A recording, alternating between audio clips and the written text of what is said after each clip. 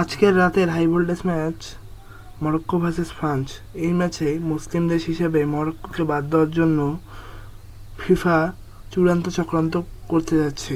এই ম্যাচে রেখেছে ৫ জন আর্জেন্টাইন রেফারি, যাতে ফ্রান্সকে সর্বোচ্চ সুবিধা দিয়ে মুসলিম দেশ হিসেবে মরক্কোকে বাদ দেওয়া যায়।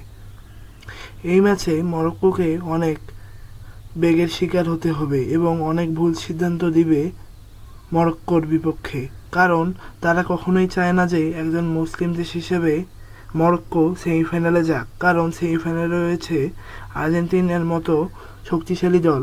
তারা কখনো চায় না যে একজন মুসলিম দেশ হিসেবে আর্জেন্টিনাকে হারিয়ে তারা ফাইনালে যাক। তবে এই চূড়ান্ত চক্রান্তকে দমিয়ে দিতে মরক্কোর প্লেয়াররাই যথেষ্ট। তারা যদি তাদের সর্বোচ্চ খেলাটি দিতে পারে, তবে ফ্রান্সকে হারানো তাদের পক্ষে অসম্ভব কিছু না। তবে আপনার কি মনে হচ্ছে, আজকে কি রেফারির চূড়ান্ত চক্রান্তয়ে মরক্কোর স্বপ্নকে শেষ করে দিবে, না মরক্কো অনেক অসাধারণভাবে জিতে সেমিফাইনালে চলে যাবে? এই বিষয়টি বেশি বেশি করে আমাদের কমেন্ট বক্সে কমেন্ট করবেন এবং ভিডিওতে বেশি বেশি করে লাইক করবেন। সবাইকে ধন্যবাদ। আসসালামু আলাইকুম।